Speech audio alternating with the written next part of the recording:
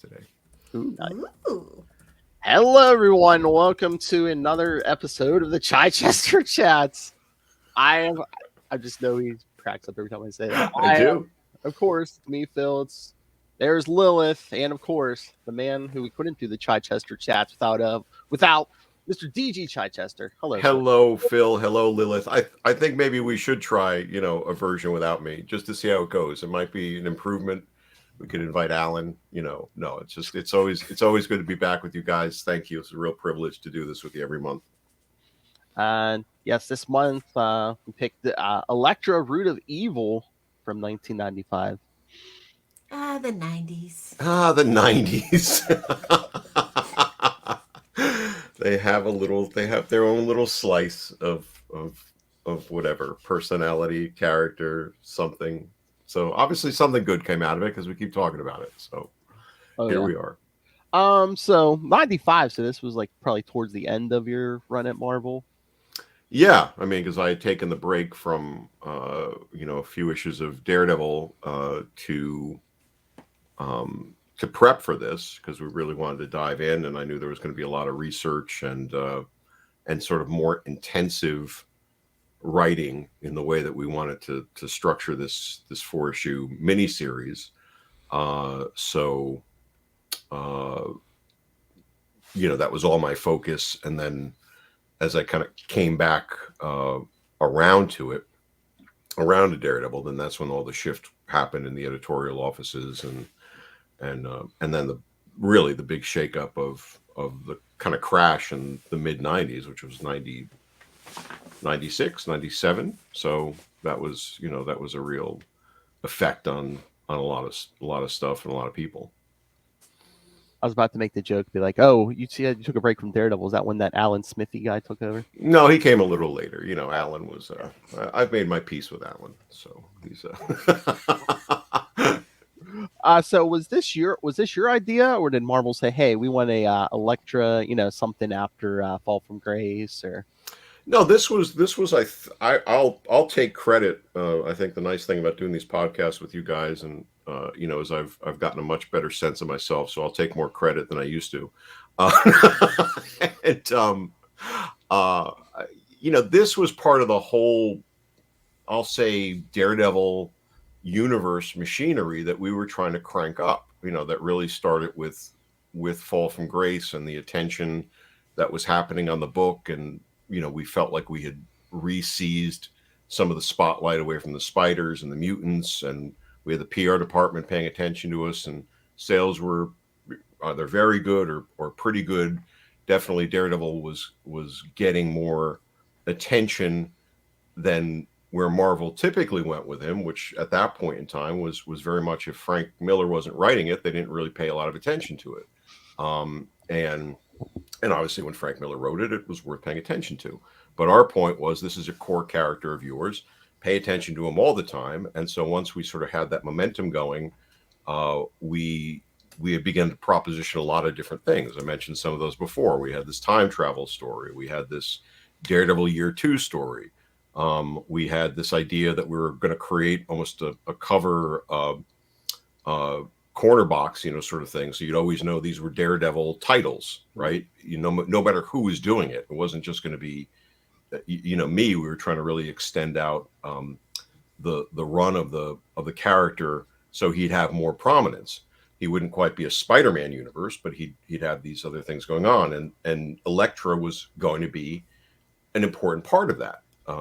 She would have her own kind of series of mini-series, and because we had done all this work, quote unquote, bringing her back into the fold. Okay, now what do you do with her? Do you just let her be a supporting character in the book, or do you give her a chance to sort of play out some of her own character? So the proposition that we move very rapidly into a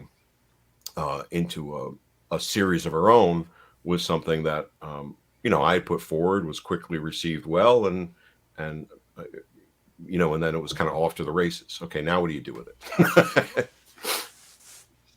that was going to be my next question, because there was an ongoing series. So originally, were you going to be writing that then? Yeah, I'm sure I would have.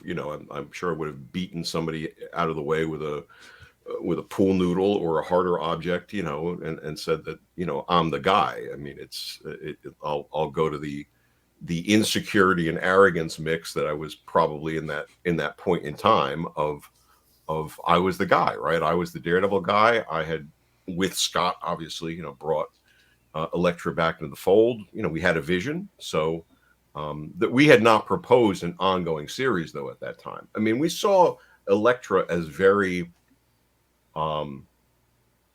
precious is probably not a good word to use with her, but unique. And so in our mind, a series of miniseries made, or limited series or whatever, made more sense than an ongoing book. An ongoing book is it's hellaciously hard, right? And not just in terms of the schedule, which is manageable, but it's that, it's the continuity that never ends. And so no matter how big an event you set up, all right, you do Fall the Kingpin or something like that, and it's like, oh, in the next issue, where do you go? Like, your stakes are always having to rise within the course of never having a chance to really reset. And so that's why I think there's something more approachable from a creative point of view. And I think even from a reader point of view, where limited series can set you up.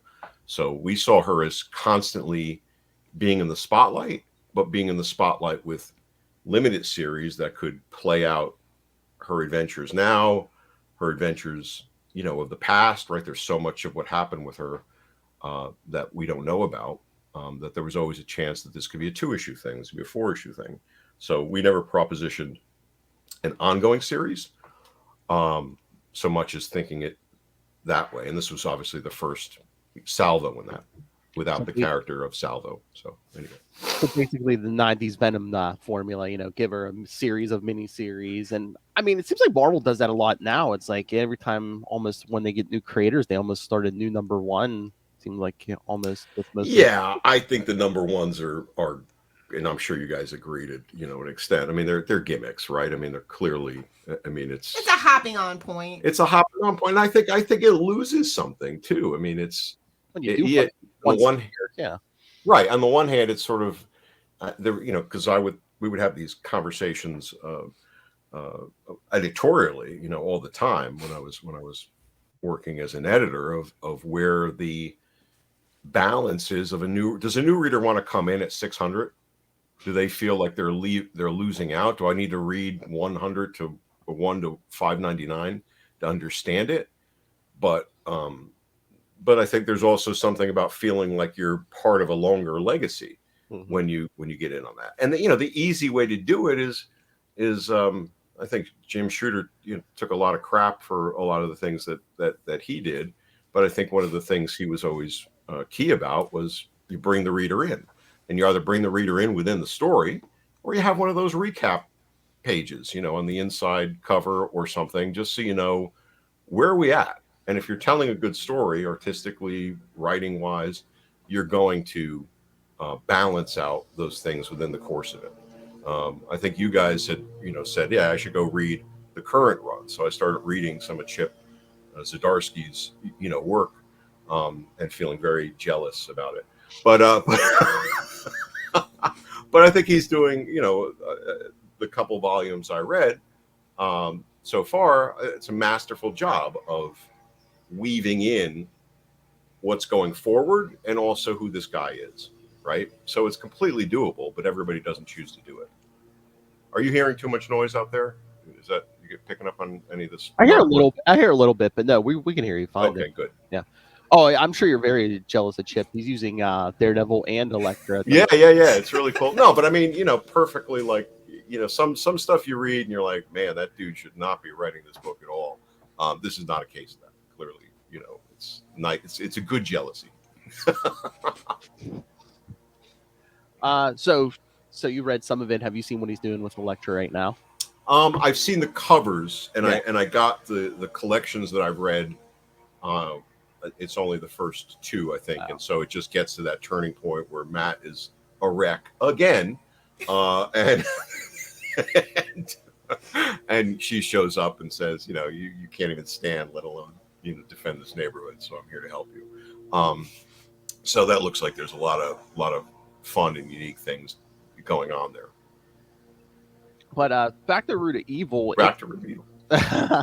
Back to the root of it. Sorry, I don't want to take it away to talk about everybody else. But it's So was one of your main mission points, or like I wanted to like delve deeper into Elektra's like origins? Because I mean, we kind of got a little bit with Frank Miller, just with when her father gets killed and how she meets Matt, but we never got anything like before that. I don't think so.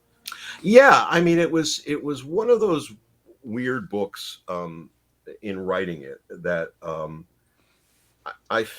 there's been a few times where this has happened. You know, there was some Clive Barker, work, and this one, I think especially, where it just felt like the creative flow was just there, and it was just very organic, and it was based as much, I think, on absorbing so much material over the course of figuring out who Elektra was, even in bringing her back. Right? Obviously, I'd read all of Frank Miller's work.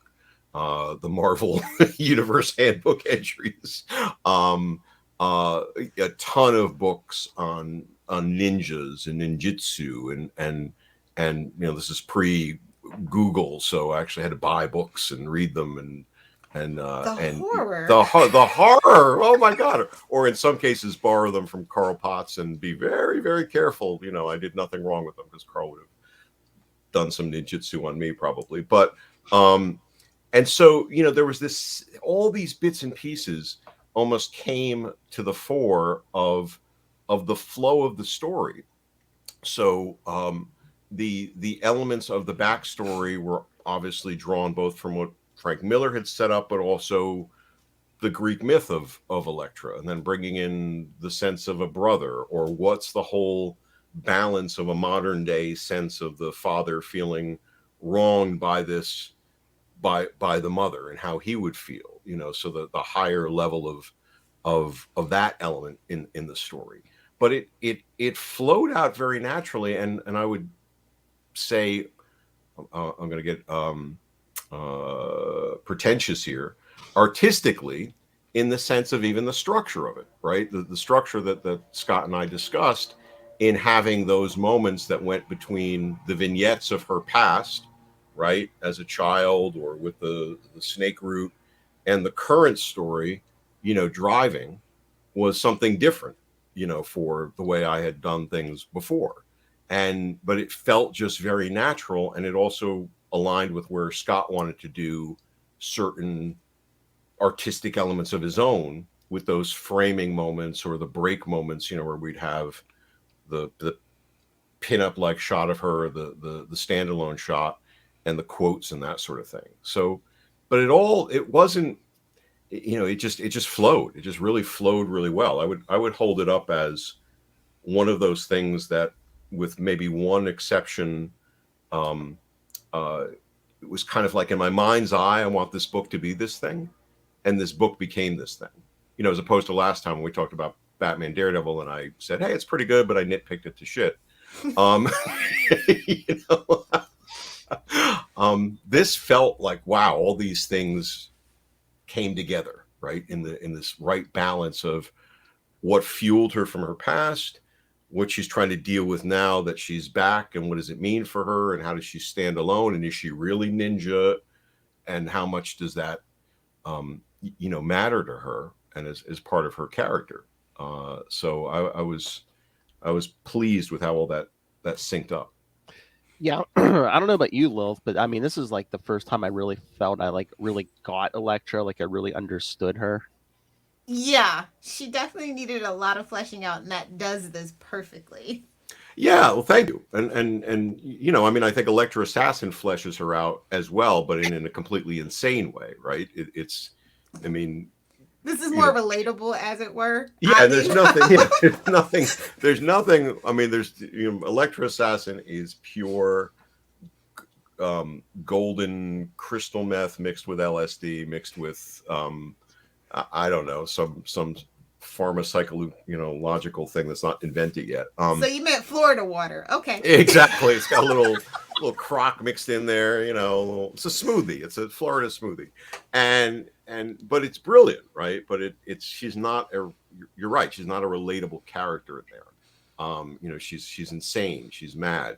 She's completely, you can't look away. You can't look away from the story in the pages, but I certainly drew from that as well. But it was my intention to make her more relatable because we had longer term plans for her, and the longer term plans can't be based around look at this badass character arrives for 15 pages and then they're gone again.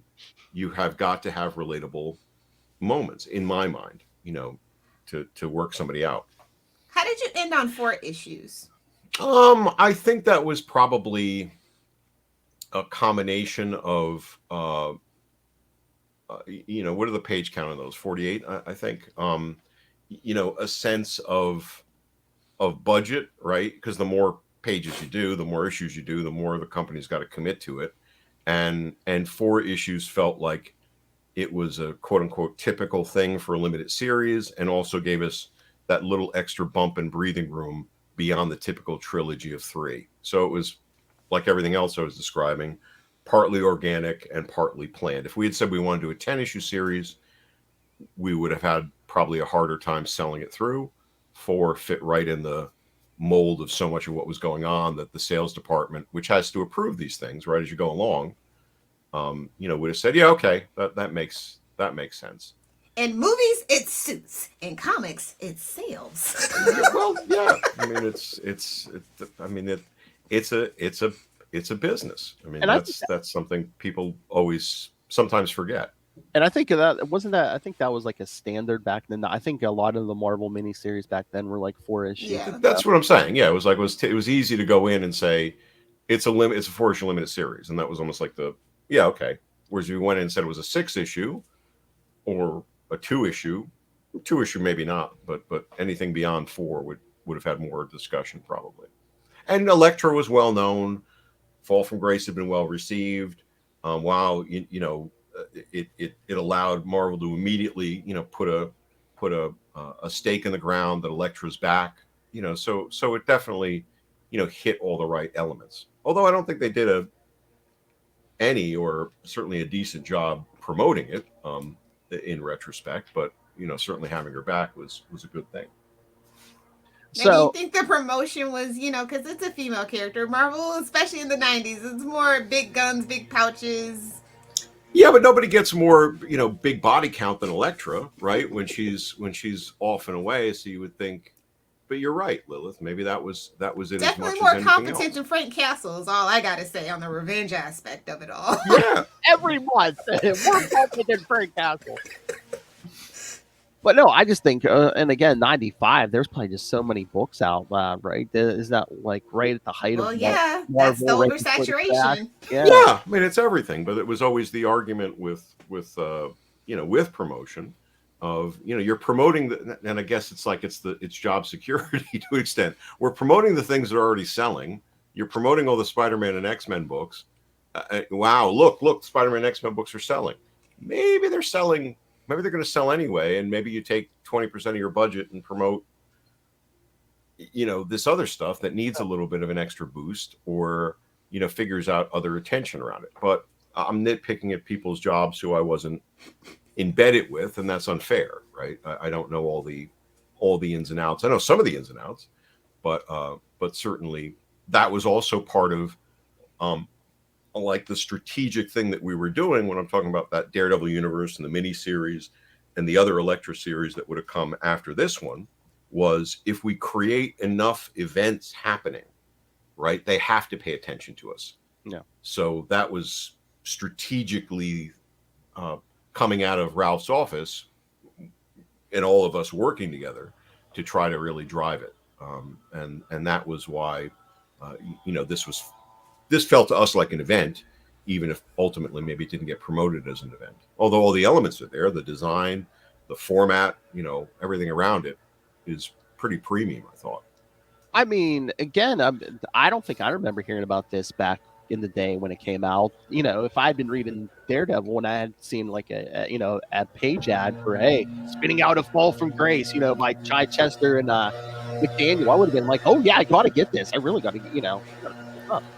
Right, and we were even doing that within the pages of the comic, right? That Yeah. part of my taking the time off, we were also doing these little mini run-ins, run-ups rather, within the pages of the comic, right? There was an interview I did with Hector Collazo, right, the inker. There were little preview stories that we did. There were like behind the scenes stories that we did. So we were trying to kind of create this runway to the book itself, thinking that was going to get picked up more by the internal machinery than it ultimately did. So in some ways, I think it suffered from lack of attention, but not from lack of execution. Oh yeah. Lilith, I feel like I'm hogging the conversation. No, you're doing good. I got my Frank Castle. I got my Frank Castle clip in. I'm good. Okay. I know what I was going to ask you. So I know you said you had been thinking about a while bringing Elektra back before you actually pulled the trigger and Fall from Grace. So was this story like percolating in your mind for like that long, or no, give it any not until Fall from Grace, and you're like, okay, I got to do more with her now. Any of that pre-discussion around Elektra was sort of floated out as kind of, hey, we got elements of Daredevil's universe. Should we use them? Not use them? But as I think I said in the past, Elektra was hands off, right? Elektra was in a vault, sealed in carbonite. In an alternate universe, you do not touch her. Every now and again, she'd come into conversation semi-naturally, partly from a, hey, what kind of sales attention would we get if we brought Elektra back? But Ralph, who was the gentleman of gentlemen, was always, let's not think about that. And we'd move on. So, and again, it was Ralph who ultimately was the one who said, as we were throwing everything at the wall with Fall from Grace, he's the one who's like, is there a place for Elektra in this story? So he takes the credit and the blame, for then instigating that thinking. So there was no story in mind except for the fact that I had Elektra on my brain because I was the assistant editor on Elektra Assassin, right? That was one of my entree points to editorial work was, here's a regular comic book that you're helping to edit, and here's complete madness, that you're, that is going to change the industry for the better and piss off a lot of evangelicals and other crazy people, at the same time. And, suddenly I'm meeting Bill Sienkiewicz, and Bill Sienkiewicz is one stop short of driving the pages into the office because they were so elaborate, right? These things were gigantic and, filled with multimedia elements. So then I was the editor on the collected edition. So, but that wasn't, Phil, I've got to do this character or I've got these things. It's just like I had a lot of stuff in my head that was naturally percolating for many years. So when I got to the point of, okay, now I get to tell the story with the character, certainly those things had been gestating for a while. So maybe they then said, all right, now do something with us. But then it was also those elements of research that I was really good at, but I also had this tendency to over research things and then try to plug a lot of stuff into a story, right? It's like, and then I did all this research, I got to cram all this crap in here. Sometimes that works, sometimes it doesn't. Sometimes it's a really cool bit, like the whole thing with Fall from Grace and the about face virus. Okay, the CIA really did do tests in the New York City subways in the 60s where they sent viral or gaseous elements through the subways to see how they traveled. So that was an instigator for that thinking here. But all of the elements about Elektra were based upon my research into mythology for who is Elektra as a mythological character. What are the ninjutsu as a culture and their myths and their stories and their legends? What are their fighting styles, right? Every member of the Snake Root is based upon a different either a fighting style or a tactical weapon, from the ninjutsu itself. So, but I think the balancing act there was I did all the research, but then I was able to like edit myself, or Ralph edited me, or Scott told me no, I'm not drawing that, or whatever it was. I was just gonna ask you that. No, Scott was always brilliant.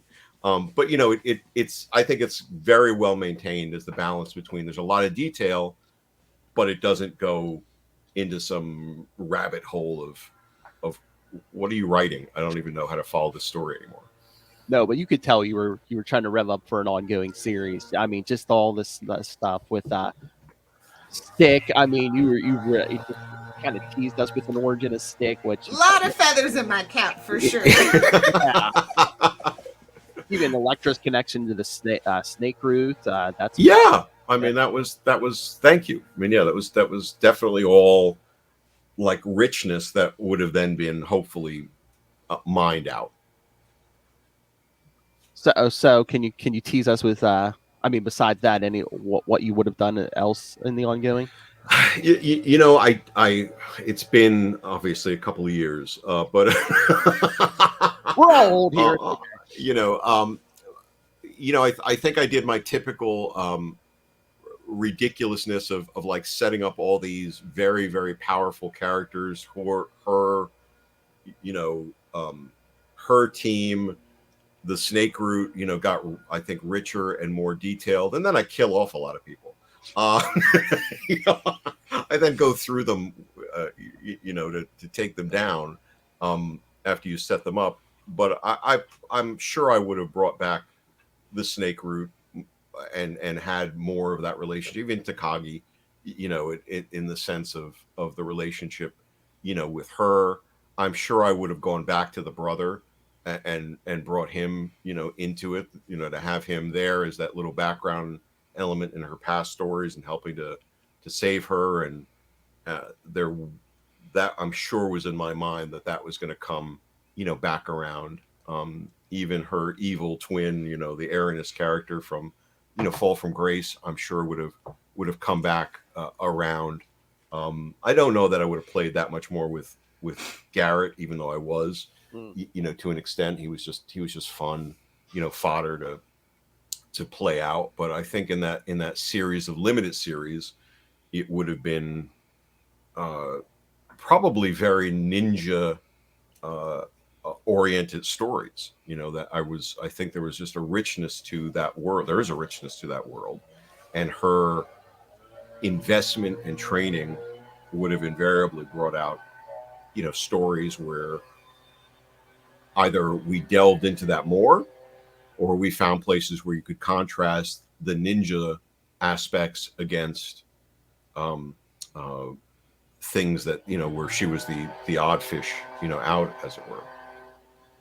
And I mean, we talked about it before. I think before we even made this a formal thing. But Fall from Grace, I mean, just a masterpiece. It's Thank you. There's just so many moving parts, and some other writers easily that could like degenerate into like a mess. And I'm just like, how is this a coherent thing? He has so many moving parts, so many characters in this thing, and it still works perfectly. Thank you. I mean, there were moments where I thought it was getting away, and I think there's probably people who would counter you and say it did get away, but there was but I think the balance of it worked out, pretty well. There was some guy on Twitter, I wish I had it like flag, but he had like a great like 2-word review of it, and it was like, something like contained lunacy or something like that, which was like, okay, I'll buy that one. I would, if I had the chance, I'd put that as a cover blurb somewhere. So no, I know it was perfection because like back in the day when I was reading it, teenage me, if it degenerated into chaos, I would have been bored. I'd been like, no, I'm not finishing this. No, I was hooked the whole time. So I know that's great, because I think this is the beauty of like meeting you guys and other folks like you. The reaction then, obviously, all we really had to gauge on was, for the most part, was sales, right? You get letters, which maybe you get, maybe you don't, and sales. And then because conventions were were few and far between. So maybe you'd meet people there. So what's your gauge of, do people like stuff or not like stuff? So it was a very different sense of impression of what people really thought. So now to get this sort of feedback now is an important thing. Makes me want to get up in the morning. I mean, that's true. You didn't have the internet for the most part. No. So like, how many letters like would like say like a Daredevil or something get a month? Probably. It would depend on the flow. A book like Daredevil, which had a regular letter column, would probably get, I don't know, I want to say 50 and up. Seems like about right. Maybe certainly a bigger selling title like X-Men probably got hundreds. Of letters. And you multiply that by like 1,000 or whatever, because that one super fan that's gonna write the letter, multiplied by whatever. That's, I think. Yeah, and that's the thing, and who takes the time to do it? And then limited series really didn't get letters for the most part because it was a limited series and it didn't have a letter column unless it was an extended one. Like we added a letter column to Elektra Assassin back in the day because it started to get some letters, and we said, okay, this is going to go on for 8-10 issues, whatever it was, and we figured, okay, we'll have enough to print a few, and we did, and a few. I think a couple of those there was the classic one of these people should be locked up, and the woman was quite serious. She wasn't saying it like tongue in cheek. She was like this. There was one that was I know Bill always loved it, like. The children should be protected from this, that kind of thing. So it was, they probably shouldn't. Was there an issue that flowed like water that was easier to write than others when it comes to Root of Evil, the series? Mm-hmm. No, the whole thing, Lilith, was like water. I mean, that's a great description. It really flowed in my mind and my remembrance so naturally. Once there was no point at which I hit a wall. A little bit toward the end, the showdown, scene, and trying to get them to the right place at the right time. But so many of the elements I had bookmarked or organized, and early on, I had come across that whole ninja bit of the total subterfuge and sacrifice of soak your armor in poison, so that you're your enemy will be poisoned just by attacking you. That I knew early on was going to be the final like comeuppance between her and Takagi. So it just really kind of snapped together. I mean, the only thing I feel is kind of off about it, and it's my own fault, as it were, is the ending comes like super quick. Like everything is paced, I think, pretty well. And then that last moment where she's at the grave of her father is like a page. And so it needed probably 2 or 3 pages to breathe a little bit. And if I had to do it all over again, I'd somehow go back, but it was a denouement in the pretentious, writing structure of things, but it needed just a little bit of breathing. But the whole flow was just like, wow, this is working, and I think that structure that Scott and I had agreed upon helped that, right? The beats of the before stories, vignettes, and the current story, and then the vignette, as it were, just gave it a different creative sequence, which helped move things along, because you could write those as almost like modules and then feel how they fit together. I mean, isn't that how they end like every other Batman story? Him stand at last page, him standing at the grave of his parents. In fact, there was a mistake in drawing. Scott did draw the Wayne's grave there, and we had a reflex.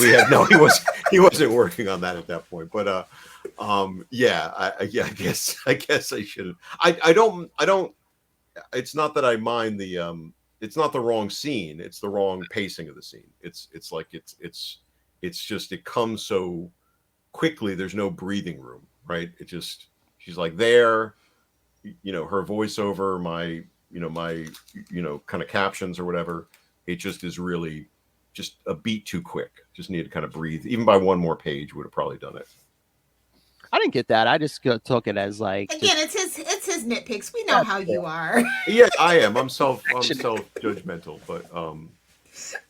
but the rest of it, I really, I just, I think she's got like some incredible badass moments in it. She just turns the tables, on the snake route.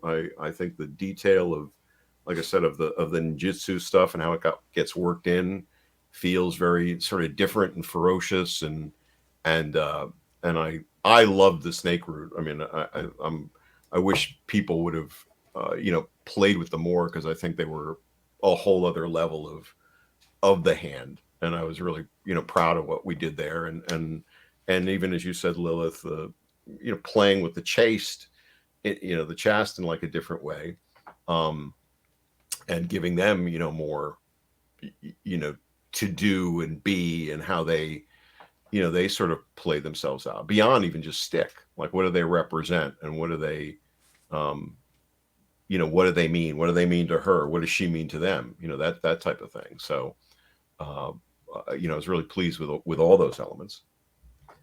And like I said, you kind of teased it, but if we had you done the Elektra ongoing, would you have maybe delved deeper into Stick's origin?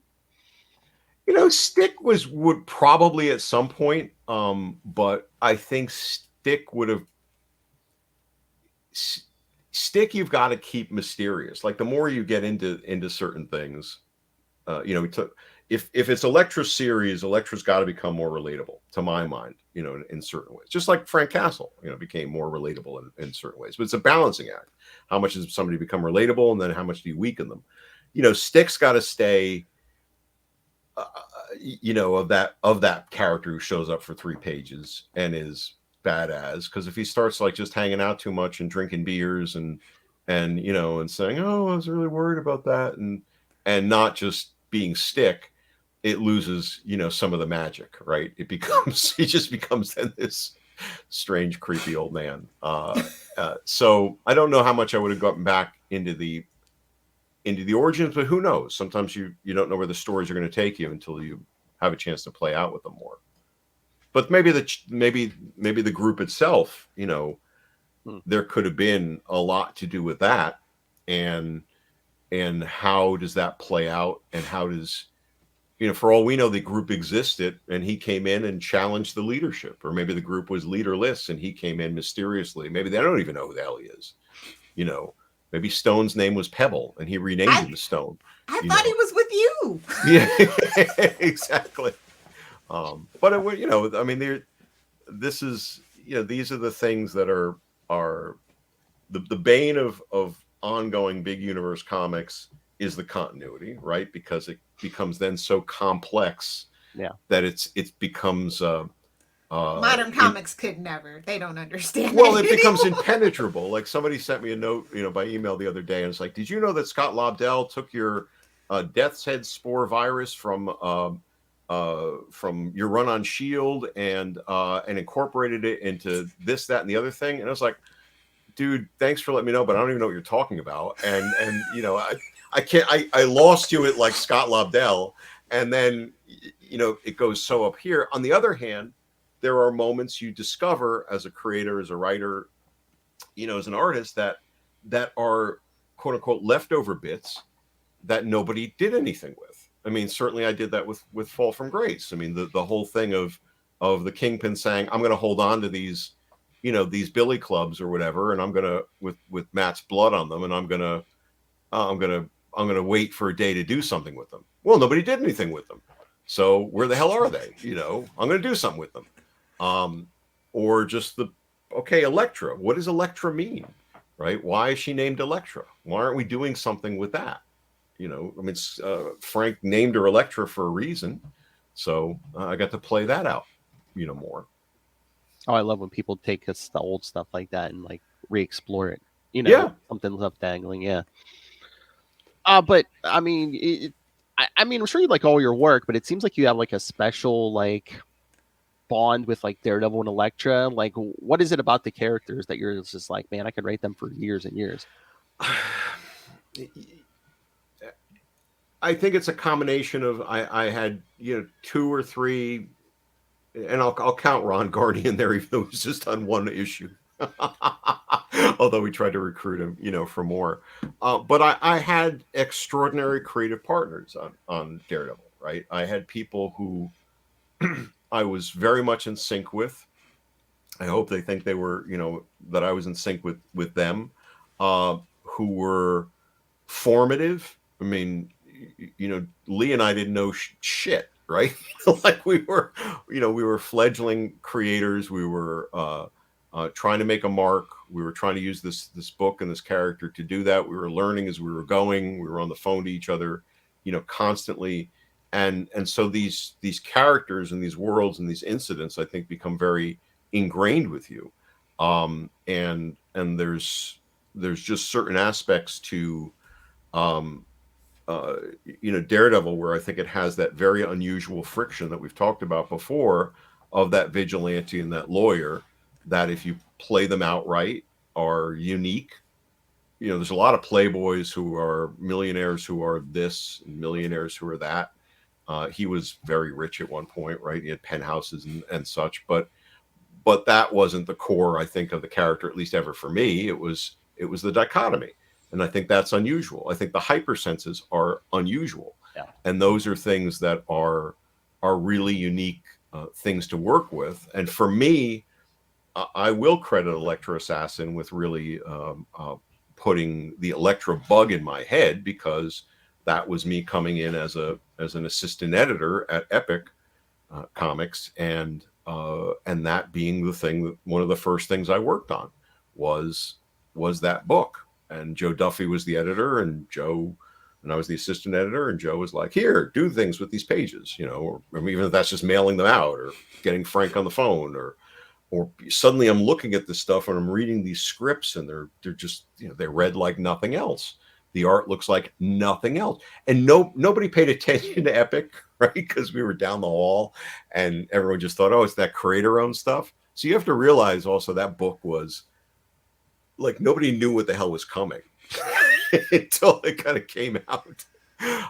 So I think that was certainly something that imprinted Elektra in my mind and in my head.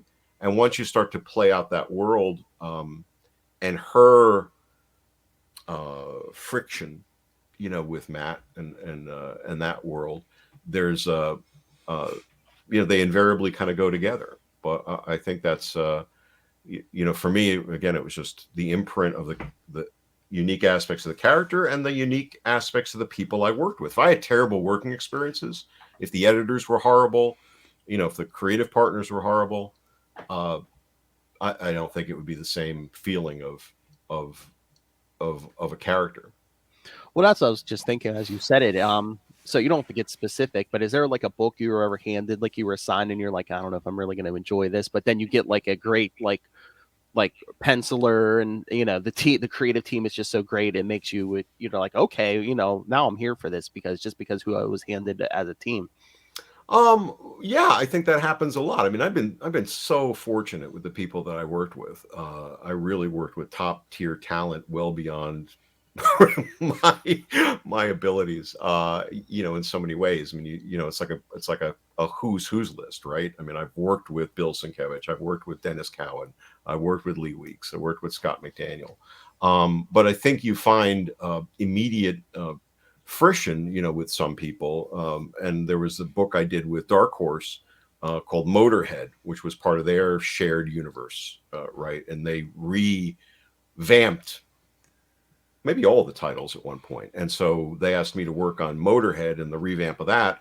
And I got assigned to that with this guy, Carl Waller, who I became good friends with. But, and Carl and I just synced really quickly on it. And I think the madness and sort of moments of that book came out of that much more so than either of us expected, because we had such good synergy. So it wasn't, Phil, as if it was, oh, this is going to be a grind and it got better, but it felt more like okay, this is an assignment and this is great and it's good to have work. And then it became, boy, this is really crazy enjoyable, and it went in very different places because of that synergy. Yeah, I think because I think you said before, it's just like, you wrote a story and then you get art back that you weren't expecting, and you're just like, man, this is much better than what I wrote. Yeah, and sometimes you just know that talking to people on the phone too, right? You start to get a real rhythm, and you start to get excited, and you say something, somebody else says something else, and it starts to bounce around in different ways, and you're suddenly in a much different place, right. The best place you can get to, I think, creatively with things is when you forget who came up with what. You're not precious about, Yeah. well, that was my idea and Carl drew it. Or Carl asked me to do that scene, and I did it begrudgingly. It's more you're riffing, and then suddenly you've got a complete story. It's like, okay, I got to go back to my corner for a little while and make this work for us in terms of page breakdowns or some script or stuff. But you sort of have inherently forgotten the certain things that you did and he or she did. It's more about just, wow, we're having a great time with this. So I think that's probably the number one secret to like a good story, like say Fall from Grace. It's like, it's not I wrote this or Scott drew this. It's like, hey, the machine churned this out. I don't know who did what, but the machine did that. Us as the machine did this, and yeah, I think there's a lot of that. I think that's the best moments. I mean, there are certain things that I drove more on those books, in terms of arrogance or impetus or momentum, and some of them were smart things, and some of them were, I don't know if I'd go back and do them differently. There was a lunch meeting where we had to pitch Fall from Grace to Tom DeFalco, and I was cursing Ralph out for it because I was like hoping we could fly under the radar, and we got through about probably 30% of the lunch just having lunch and BSing about stuff, and I was thinking, man, we're going to dodge this whole thing. And then Tom was like, so tell me what you're going to do. And I just tried to describe the story. And Tom was like nodding his head, and he says, well, the whole thing with the subway is way too complicated. Just put the virus in a warehouse and have them, break it out of there. And I remember being really put off by that, and sort of feeling, well, we've got this whole elaborate thing with the subways and blah, blah, blah, blah, blah. And I went back to the office and I said to Ralph, well, before we went to lunch, you thought this was a great idea. Let's still do this. We're still going to do it, because he was like, okay, you're going to take all of Tom's suggestions. And I was like, no, I'm not going to take Tom's suggestions. I'm going to go do this. And that was that arrogance and sort of the momentum and pushing it forward. But in retrospect, I think Tom was probably right. And I should have listened to Tom more, or found a balance between the two, right? But that was an instance where I drove something forward.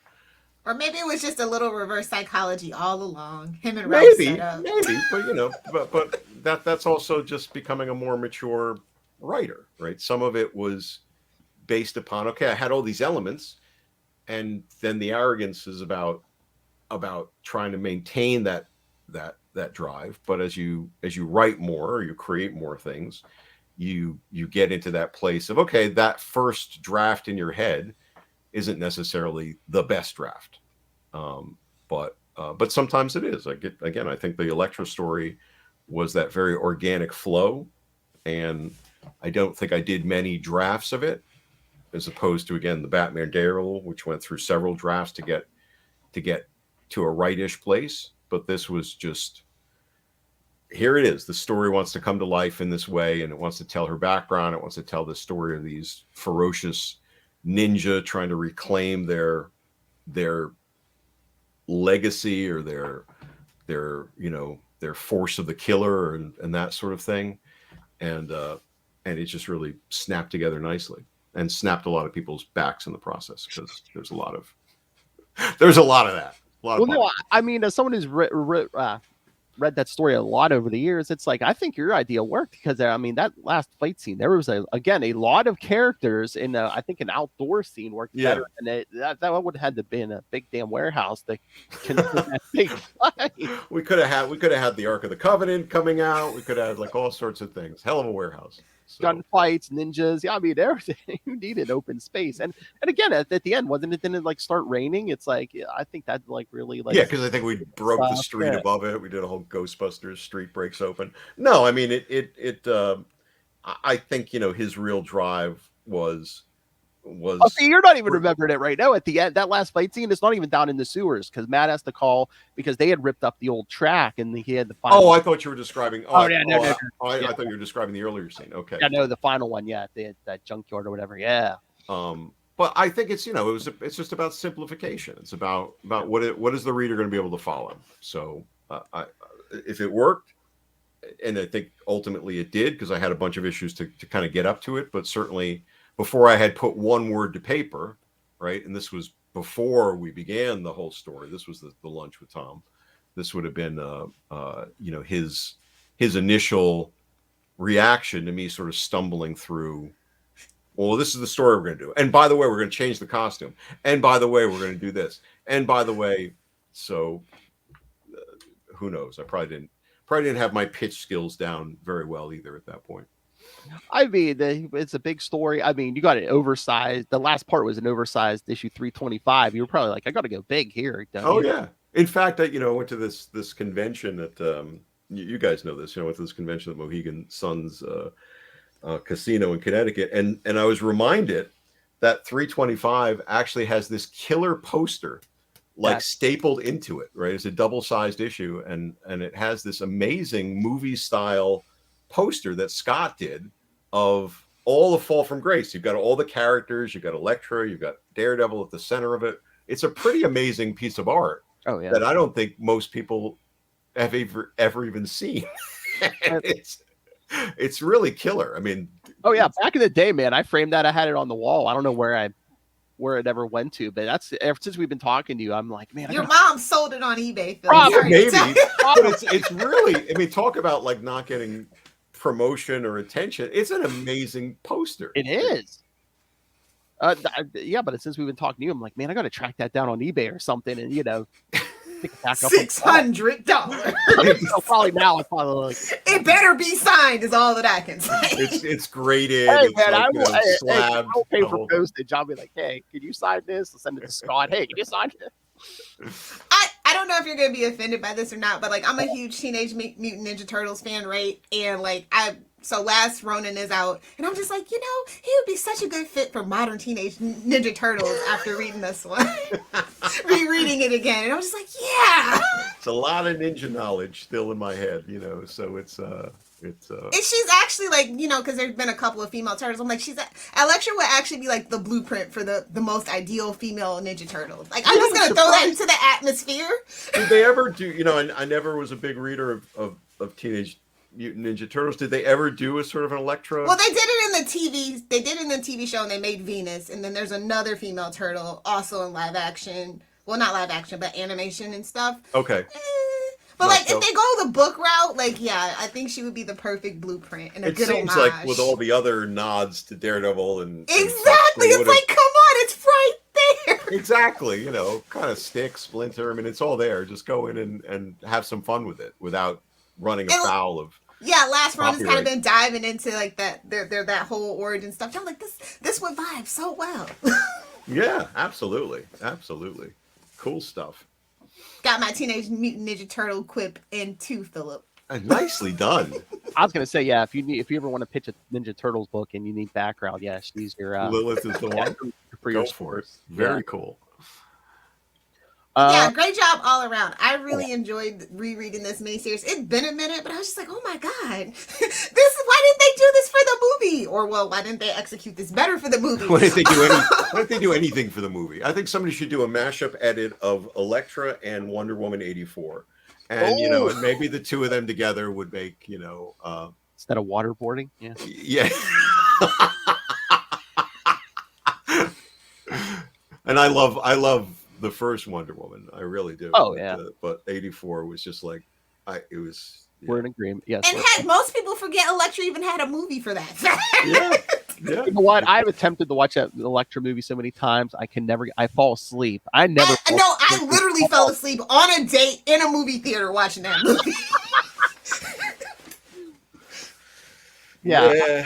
I never fall asleep during movies, and I fall asleep every time I put that on. I don't know what it is. I mean, what they should really do for an Elektra movie is they should do an animated version call of you. Elektra Assassin. Well, no, I just think animated, yeah. I think for the violence, because that never get. Well, but just and think, the trippy visuals too. One of the best, and there were 1,000 best moments, but one of the best moments in Into the Spider-Verse is when Sienkiewicz's Kingpin shows up. I mean, it's insane. It's like, wait a minute. It's like, that's insane. That's crazy. Imagine like an entire film done in that style. That would be, completely, again, mainlining God knows what. No, you know what you do. Sony, dear Sony. Well, it'd have to be Marvel, wouldn't it?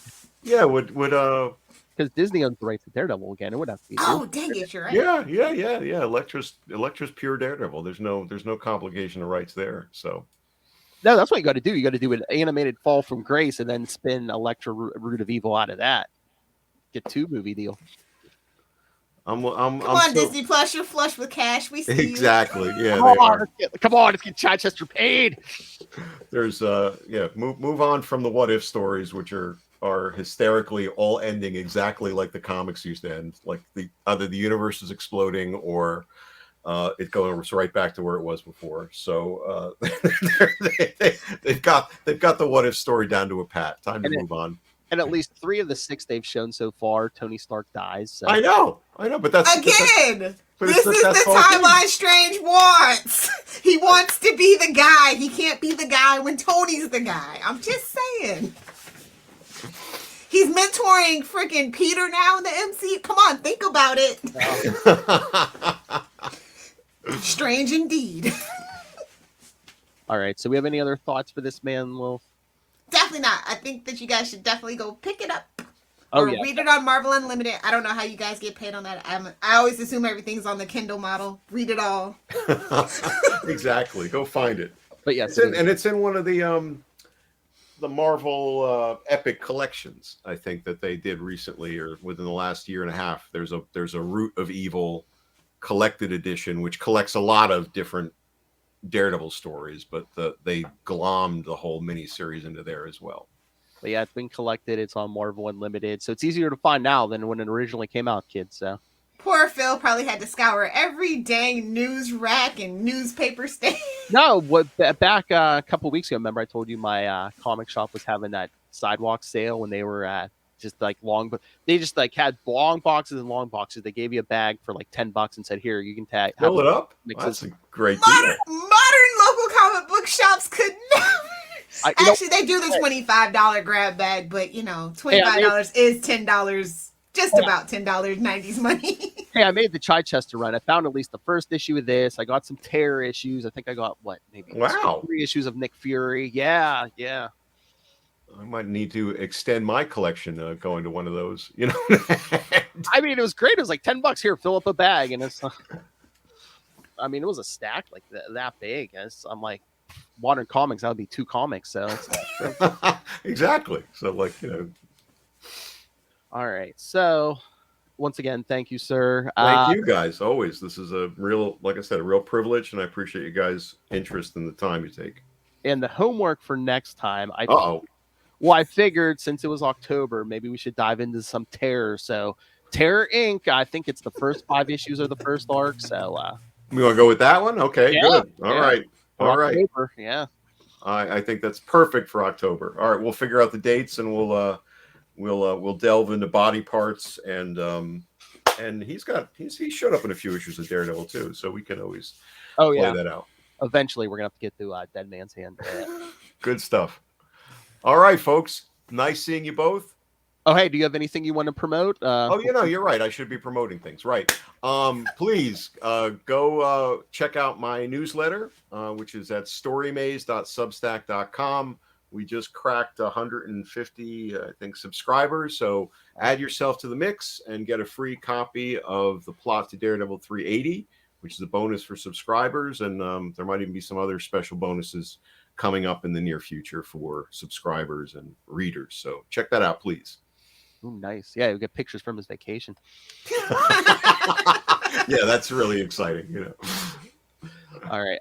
But yes, thank you again, sir. It's always a pleasure. Always a pleasure. Yes. All right, guys. I'll see you later. Take care. Thank you, sir.